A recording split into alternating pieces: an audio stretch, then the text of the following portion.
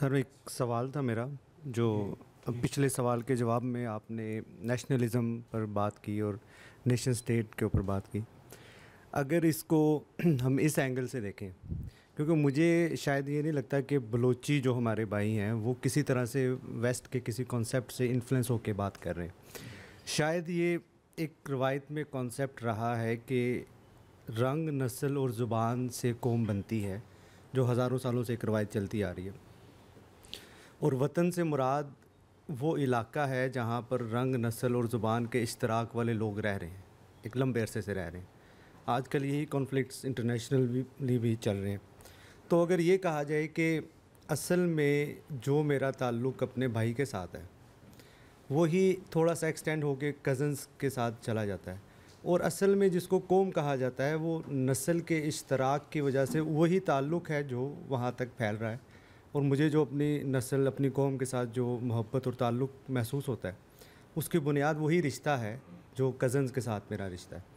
اور اس بنیاد پر اگر وہ ایک اپنا نظام بنانا چاہ رہے ہیں، آرگنائز ہونا چاہ رہے ہیں ایک ریاست کی صورت میں، تو کیا یہ ایک ایسا کانسیپٹ نہیں ہوگا جو فطرت میں کھڑا ہے، نہ کہ ہم نے کہیں سے لیا ہے؟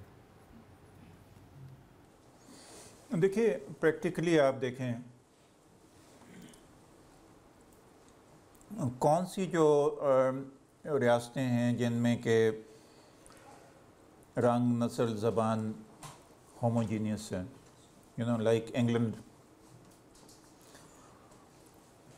انگلینڈ میں جا کے اگر آپ ادھر گلاسکو میں کہیں کہ ادھر کسی بندے سے کہیں کہ آر یو برٹش، تو وہ آپ کا گریبان پکڑ لے گا، آئی ایم اسکاٹش.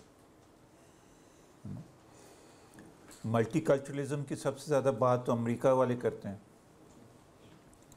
اس میں ٹیکسس میں تو لوگ جو ہیں وہ انگریزی سمجھتے نہیں ہیں، وہاں پہ وہ اسپینش بولی، اسپینیئرز جو ہیں. اسی طرح سے جو اگر آپ جو وینکوور میں جائیں تو اگر آپ کو انگریزی نہ بھی آتی ہو اور پنجابی آتی ہو تو یو کین ویری ویل، کیونکہ سکھ آبادی اتنی زیادہ ہے. ان کا گورنر پچھلے کئی دفعہ سے وہ سکھ ہی چلا آ رہا ہے. اینڈ سوئٹزرلینڈ، یہ جو ہے نا پیور نیشنل اور نیشن سٹیٹ اور اس کے جو انگریڈینٹس ہیں وہ اب آپ کو کہیں بھی نہیں ملیں گے. لیکن سر انہی ممالک میں ریزسٹنس بھی آ رہی ہے اسی چیز کے خلاف کہ ہم ایک نیشن سٹیٹ تھے، تو یہ کیا ہو رہا ہے؟ لیکن وہ ریزسٹنس جو ہے نا، وہ ریزسٹنس ناکام ہو رہی ہے. اب دیکھیں نا، سب سے زیادہ جو بڑی، اب تو خیر پیلسٹائن ایشو جو ہے اس نے ساری یہ چیزوں کو بالکل ہی بلر کر دیا، لیکن وہاں پہ جو ڈیموکریسی میں آپ کو ووٹ لینے ہوتے ہیں اور آپ کو ووٹ ڈائسپورا کمیونٹیز کے بھی لینے ہوتے ہیں، وہاں پہ آپ کو ہر ایک کی بات سننی پڑتی ہے. اب بریڈفورڈ میں اگر آپ یو کے میں جائیں تو وہاں پہ پھر وہی بات پنجابی میں کے ساتھ گزارا ہو جاتا ہے آپ کا، ٹھیک ہے نا. اور same is the case with کہ میں نے تو بلکہ پیرس میں وہ کھلونے بیچتے ہوئے پنجابی میں ایک لڑکے کو پنجابی میں آوازیں لگاتے ہوئے سنا. تو اب ملٹی کلچرلزم کی طرف جا رہا ہے، کیونکہ انسان میں ہمیشہ سے موبلٹی رہی ہے،